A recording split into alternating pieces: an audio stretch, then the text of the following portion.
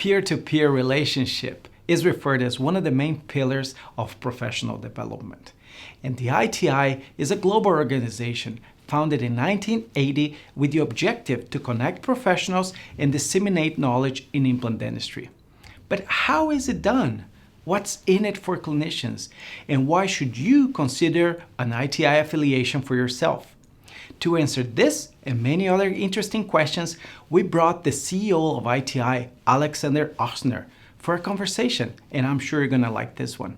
I'm Dr. Christian Jarry, and you're watching Straumann Open Mic.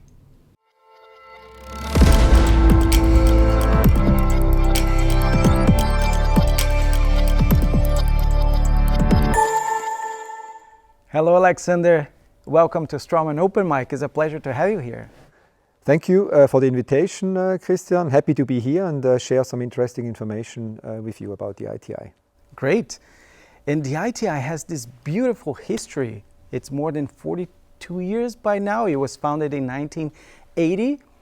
And I'm curious, how has the ITI managed to keep such a strong relevance to the dental community year after year and just go stronger? Yeah, Christian, this is a very good question. I think we hit always, and I use now even a German word, this is used also in English, the zeitgeist, of each area. And if you go back, in the 80s, it was all about safety and efficacy of the product. So at that time, the ITI was heavily involved even in product development because we had to prove, that the products work. And then later on, it was shifted towards research because then it needs to get proven, whether those products clinically work. So then actually we moved over to research more, focus on more research, and many resources, investments went into research. And then as a next step, we had to educate those clinical outcomes, to the community, to the implant dentistry community. Then we have focused really on education, and later on, as one of the last steps, also to build the ITI philosophy, we were looking into leadership development. So I think we hit the zeitgeist again, and for every area, we actually focused on the needs of the community and the market. And what are the plans to continue this such a strong relevance through the following years? Absolutely. I mean, this is absolutely critical, and also one of our values is agility, and COVID has shown that. COVID is a good example. I always said this is VUCA world, and COVID was the perfect VUCA world. We were midst in the storm, and we need to continue to modernize and digitize the ITI. And we have big plans. We need to address new target groups. Look at the young ITI, the younger implant dentistry community, the females. We also would like to look at entire teams, dental teams, and we also need to structure education differently. In today's world, education is taught differently. More online, more snackable, bite-sized. So we also need more gamification. So we also need to change our education concepts, and we do that. And I agree with you. Agility is key to any business, especially in COVID times. But we do know that any successful organization cannot sustain itself without a very well structured, organized board. How is the structure of ITI globally? Mm-hmm. Okay, so we have actually on a global level, I would say we have 4 governing bodies. We have the board, we have the committees, we have the ITI headquarters, and we have the sections. And those 4 governing bodies more or less cover 4 important pillars for the ITI. It's education, it's research, it's membership development, it's leadership development. So the board is here for the strategic oversight. In the committees, those strategies get conceptualized with the help of the ITI headquarters, and the ITI headquarters then afterwards also helps the sections to implement those strategies. And speaking of sections, I hear a lot about the US section, the Brazil section. What is in fact the role of a section, and how many is belonging to ITI? Mm-hmm. Okay, first of all, Christian, the sections, this is a unique feature within the ITI, and actually quite unique among dental associations in general. The section in the end is the extended arm of the board, the committees, and the ITI headquarters, and we make sure that we get closer to our community in the markets, in the countries. We have at the moment 34 sections around the globe, and we have just recently added 3 new ones at the AGM in Rome. It was the Ukraine, Vietnam and Thailand. You need to have a certain membership number in a certain geographical area, and then actually you can apply for a section, and this is in the range of 200. Got it. And I hear a lot, every time I'm introduced to a clinical, to a peer, to a clinician, he's either a member or he's a fellow, or sometimes related to a study club, and then I hear also director of a study club. What are these different categories of engagement and how people can actually engage in with these different opportunities? Okay. So, I mean, first of all, I mean, we have on a global level, we have affiliates, members and fellows.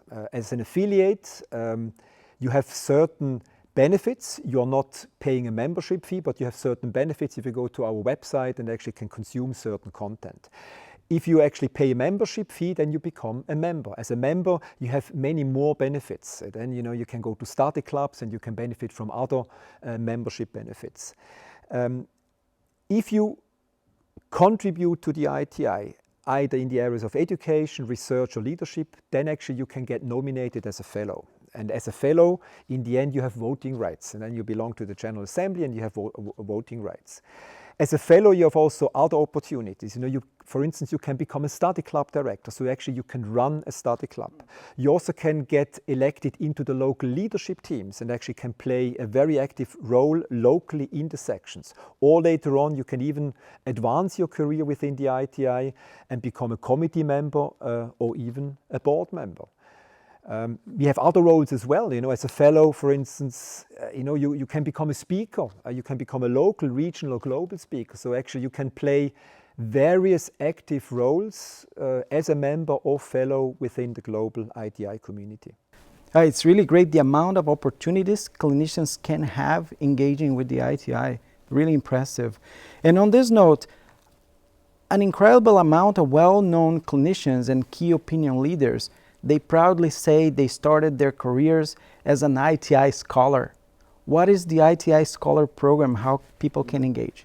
Yeah, the scholarship program is actually, in my opinion, it's one of my personal favorites, and it's a great ITI offering. So in a nutshell, what we do is we offer 30 scholarship or 30 scholarships in 30 university dental schools around the world, and those are really the best ones. It's a very attractive program, although we don't really promote it a lot. We have every year roughly 200 applications, of which 60 to 80 actually are considered as highly qualified. This is a screening process that the Leadership Development Committee does. And then actually we screen the best 30 talents that we then really place in those 30 reputed dental schools. And then, as you have said, once you are a scholar, you remain within the ITI. If you go to our board or the committees or even the section leadership teams, you will find many former ITI scholars in those governing bodies. So it's a great offering, and it just shows what we actually can do as the ITI on a global level. Let's change topic a little bit. Clinical best practices. Clinical best practice is not possible to move forward, to evolve without clinical research. And I know that since I read the report that since 1988, the ITI has funded more than $57 million in research grants. How much is funded yearly today in research grants by ITI? Right. So roughly per year we invest 2.5 million into research. And it's interesting, we are actually, the ITI is the biggest non-governmental organization that assigns funding to implant dentistry and related fields. And we have funded more than 500 projects over the last years, and some of the funding is really big. You can get large grants up to $200,000 or Swiss francs. So it's significant amounts of money that actually we give even for individual grants. So it's also here a fantastic offering that we have at the ITI. And anyone can apply. How can somebody interested in research apply for a research grant? It's very important. So you don't need to be a member or fellow. Actually, any dental school or university around the globe can apply for such a research grant. Now is the Sell Me This Pen section. Right off the bat, give me 3 reasons why a clinician should engage with ITI. Yeah, that's actually quite easy, Christian. So I would say the first one is it also reflects our purpose of the ITI. We help clinicians to improve the quality of life of the patients. That's number one.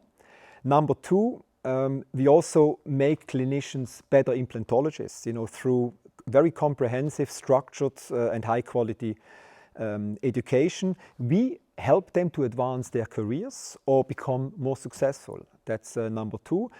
And number third is, and also the ITI, a recent ITI survey has shown that, we have an incredible global community of 20,000 fellows and members.